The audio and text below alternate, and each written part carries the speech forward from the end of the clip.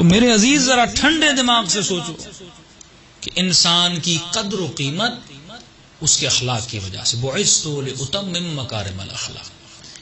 اب مسئلہ یہ ہے کہ ہمیں جو دین ملا وہ ہم نے اللہ سے نہیں لیا، وہ ہم نے مولوی سے لیا۔ اب ہم نے یہ بھی نہیں دیکھا اس مولوی میں تعصب ہے نہیں ہے، اس کی صفت اچھی ہے نہیں۔ پہلی شرط جو اہل بیت نے رسول خدا اور قرآن نے رکھی وہ پیش امام کے لیے بھی شرط عدالت تھی کہ جس کو تم صرف 17 منٹ نماز کے لیے کھڑا کرتے ہو یہ دیکھو وہ عادل ہو۔ پوچھا گیا عادل کی نشانی کیا ہے؟ عادل کیسے کہتے ہیں؟ جسے تم نے گناہ کبیرہ کرتے ہوئے نہ دیکھا ہو۔ اگر کسی مولوی کو مسجد میں بیٹھ کر غیبت کرتے ہوئے دیکھو اس کے پیچھے نماز، وہ عادل ہے ہی نہیں، وہ بیٹھ کے لوگوں کی برائیاں کر رہا، غیبت کر رہا ہے۔ اگر حاسد ہو، حسد ہو، حب دنیا ہو، اگر گناہ کبیرہ کسی نامحرم سے کوئی تعلق میں مبتلا دیکھو، اگر کسی انسان کو گالی دیتے ہوئے دیکھو، اس کے پیچھے نماز نہیں پڑھ سکتے، کیونکہ یہ مصلی پہ کھڑا ہے، اللہ کی نماز اور دین کو قائم کرنے کے لیے کھڑا ہے۔ اگر وہ خود ہی برائی ہوگی، اچھا یہ بھی ہے کہ اگر تم اسے گناہ کرتے ہوئے دیکھو تو تجھ پر ہے کہ اس کے پیچھے نماز نہ پڑھو۔ اب یہ نہیں کہ تم مشہوری کرنا شروع کر دو کیونکہ کسی اور کو تو پتا نہیں وہ برا ہے، تجھے پتا ہے، تو تجھ پر واجب ہے کہ اس کے پیچھے نماز پڑھو۔ تو نیت کیا کرو؟ فرادہ کرو، نیت جماعت نہ کرو۔ لیکن اگر تم نے اس کو بدنام کرنا شروع کر دیا پھر تو بھی عادل نہیں، پھر تیرا بھی کارنامہ وہی ہوگا۔ تو گناہ بھی چھپانا ہے کیونکہ وہ ستار العیوب ہے۔ بعض مومنین میں یہ بھی ہے کہ مولانا اچھا نہیں لگتا، اس کی برائی دیکھ لی 10 لوگوں کو بتانا شروع کر دیتے ہیں، ارے یہ برا ہے۔ اب وہ جس نے سنا پر اس پر بھی واجب ہے کہ اس کی بات کو نہ مانے جب تک خود آنکھوں سے۔ اتنا دین میں سختی ہے لیکن لوگوں نے بڑی آسانی سے مان لیا۔ خطیب منبر پہ جاتا تھا، 70 سال تک مولا علی کو برا بھلا کہا گیا۔ سب و شتم 2 لفظ ہیں قرآن میں، تقریباً 41 ٹائم خدا نے، جب بحث برات نکلے گی اس میں ذکر کروں گا، آج کوشش کروں گا، 41 ٹائم خدا نے لعنت بھیجی ہے۔ قرآن لعنت جائز ہے کیونکہ خدا بھیج رہا ہے۔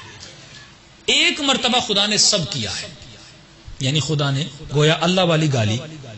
ایک مرتبہ خدا نے ایک بندے کو زنیم کہا، اے حرام زادے، سب کیا۔ اور خدا جسے سب کرے وہ سب بھی حقیقت ہوتی ہے۔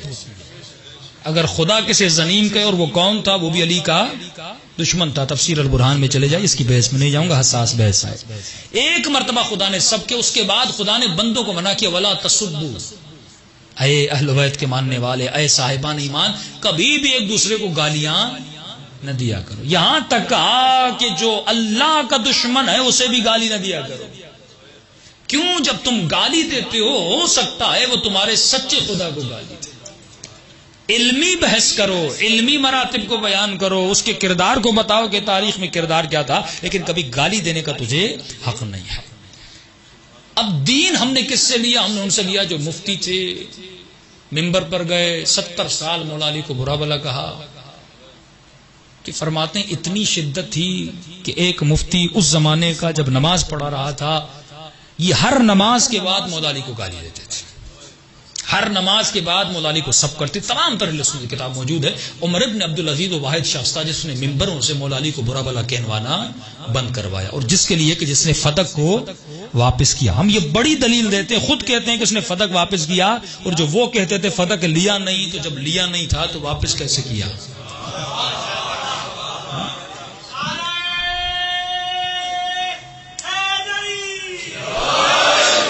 اور یہ جب سے منحوس جلالی کا قصہ چلا ہے تو بعض لوگ کہتے ہیں مولانا اس نے توہین کر دی۔ میں نے کہا یہ جو زبان سے اس نے جملے کہے ہیں اس میں بھی اللہ کی بڑی حکمت ہے کہ معصوم کی دعا ہے نا کہ ظالم کو ظالم سے لڑا دے۔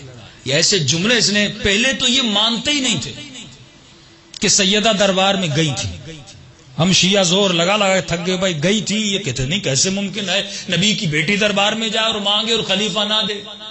اب اللہ کا شکر ہے خود ہی مان لیا کہ گئی تھی، تو آدھا مسئلہ تو ہمارا حل ہو گیا، بلکہ میں کہوں گا پورا مسئلہ حل ہو گیا۔ اس نے کہا گئی تھی اور اس نے دیا بھی نہیں تھا، یہی تو ہمارا مسئلہ ہے۔ ہم کہتے ہیں دینا چاہیے تھا، آپ کہتے ہیں دیا نہیں تھا۔ اب یہ فیصلہ مسلمان پہ چھوڑنا چاہیے کہ اگر نبی کی بیٹی تیرے در پہ آتی، تجھ سے تیرا گھر مانگتی، تو دیتا کہ نہیں؟ نبی کی بیٹی، اور وہ وسیلہ بتا رہی ہیں. پھر پورا خطبہ پڑھو نا کہ سیدہ نے دلیلیں کون سی دی تھی، قرآن کی آیتیں کون سی پڑھی تھی، وہ وثیقہ بھی لائی تھی، وہ کتیبہ بھی لائی تھی جس میں رسول خدا نے ہاتھ سے لکھا ہوا تھا کہ یہ میری بیٹی کا حق ہے. تو یہیں سے شیعہ کا فیصلہ ہو جاتا ہے کہ حق پر کون تھا، باطل پر کون تھا. صلوات پڑھے محمد وآل محمد.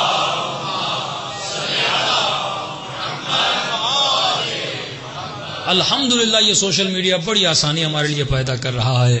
محمد علی انجینئر جیسے، مولانا اسحاق جیسے، بہت سارے ایسے اور بھی مولانا ہیں انٹیریئر سندھ میں جن کو اللہ نے ہدایت کا راستہ دکھلایا. اب تھوڑا بہت مومنین کہتے ہیں کہ مولانا یہ محمد علی انجینئر ہے، یہ دو چیزوں پہ اٹکا ہوا ہے. میں نے کہا وہ دو چیزیں بھی ہٹ جائیں تو پورا شیعہ بن جائے. اب اسی پہ رہنے دو بیچارے کو. پھر نہ یہ بھی مولانا طارق جمیل جس پہ 30 ایئرز 40 ایئرز انہوں نے محنت کی. دیکھیے ایک عالم کو بنانے میں بھی بڑی محنت لگتی ہے، پروٹوکول دینا پڑتا ہے، سپورٹ کرنی پڑتی ہے، پوری تبلیغی جماعت پہ ان کو لے جانا، ان کو اسٹیج پہ بٹھانا، سالانہ مراکز سے ان کو تقریر کروانا، اور انہوں نے ایک تقریر کر کے ان کی ساری محنت پہ پانی پھیر دیا. ایک تو مولا کو مولا کہہ دیا، دوسرا انہوں نے کہا کہ حسین کے غم میں رونا جائز ہے. دو چیزیں انہوں نے کہہ دی اور خود بھی رو رہے تھے.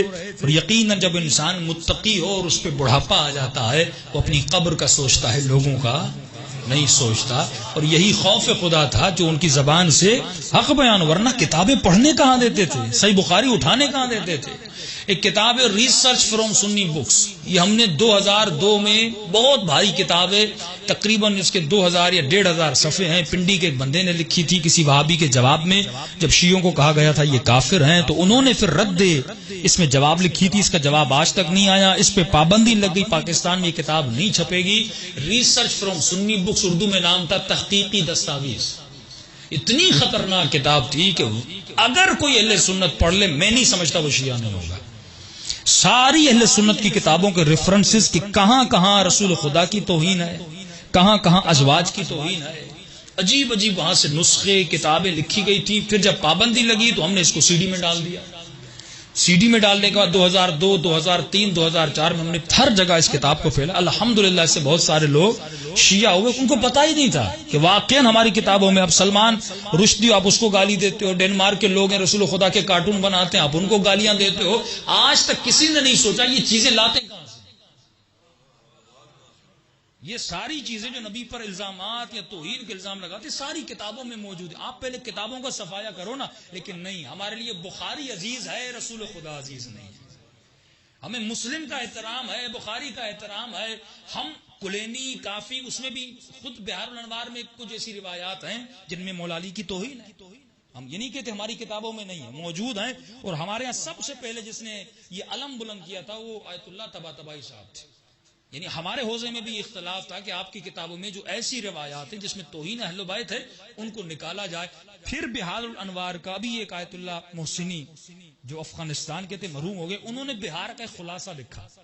وہ روایت انہوں نے نکال دی جو ضعیف تھی یا جن میں خدشہ تھا اہل بیت کی توہین ہے، بہار کا خلاصہ بنائے. وہ بھی ابھی چھپ چکا ہے، ایران میں بھی اردو میں شاید نہیں چھپا. تو ہمارے یہاں بھی ایسی چیزیں تھیں، لوگوں نے صفایا کیا. اور سب سے بڑی بات کہ ہم نے آج تک نہیں کہا کہ ہماری کتابیں صحیح ہیں. کسی کتاب کے سامنے لفظ صحیح موجود نہیں ہے.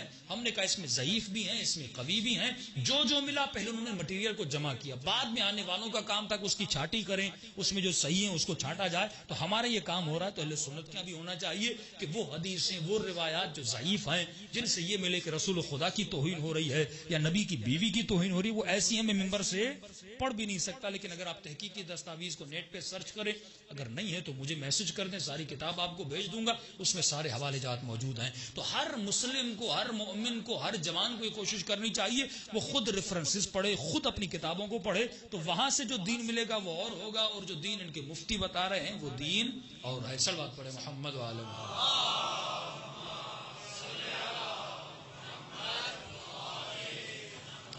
تو پہلا سوال جو انسان کو سوچنا چاہیے کہ رسول خدا کے بعد، اب یہ بات تو مسلم ہے کہ کوئی کربلا تھی، کوئی حسین تھے، کوئی حسین کے بچے تھے، اور اسی کربلا میں صرف شہید نہیں کیا گیا.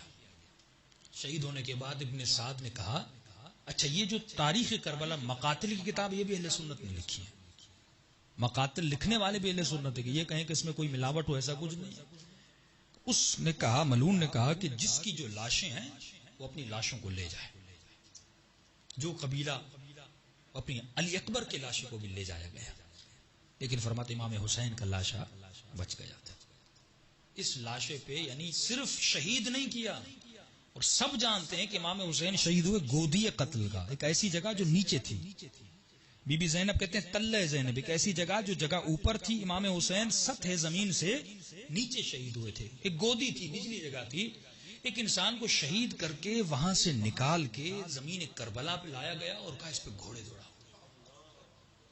اتنا عناد، اتنی دشمنی مجھ سے تھی؟ نہیں. حسین سے. کون حسین؟ جس کا کلمہ پڑھتے تھے، جس کے نانا کی نمازوں میں نام لیتے تھے. اسی حسین کے بدن پہ لاشیں. بھائی یہ ظلم تو اپنی جگہ ہے، لیکن یہ سوچا جائے کہ یہ کر کیوں رہے ہیں.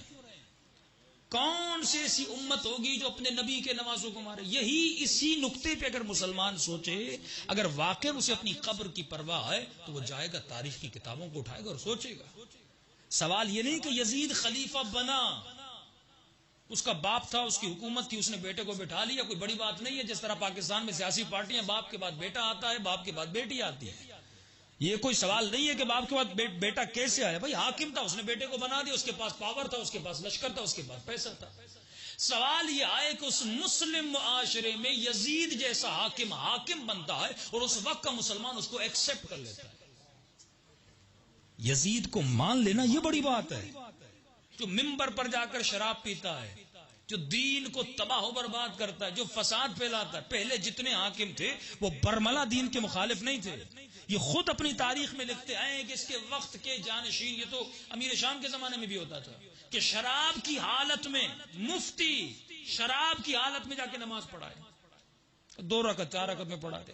بھائی آپ تاریخ پڑھتے کیوں نہیں ہو کہ کیا حال ہوا مسلمانوں کا؟ یہ دین تھا جو رسول خدا لے کر آئے تھے، یہ اسلام تھا جو رسول خدا. جب مغلوں نے عباسیوں پہ حملہ کیا، مغلوں نے فرماتے جب عباسی دربار میں ہم جاتے تھے کہ ایک دربار سے 300 عورتیں نکلتی تھی.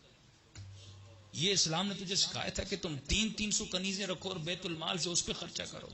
فرمایا جب ان کے گھروں پہ حملہ کیا تو ان کے مفتی الیاذ باللہ قوم لوط کی طرح لواط کی بیماری میں مبتلا تھے. ان کے مفتی جب ان میں یہ بیماری تھی تو ممبر پہ جاتے تھے، فتوا دیتے تھے. آپ دیکھیں قرآن کو مس یوز کس طرح کیا گیا. کیوں نہیں پڑھتے آپ لوگ یہ کہ عباسی کی حکومت میں مفتیوں میں یہ بدکاری کی ان کے اندر صفت تھی اور اپنے اس عمل کے لیے جواز پیش کرتے تھے.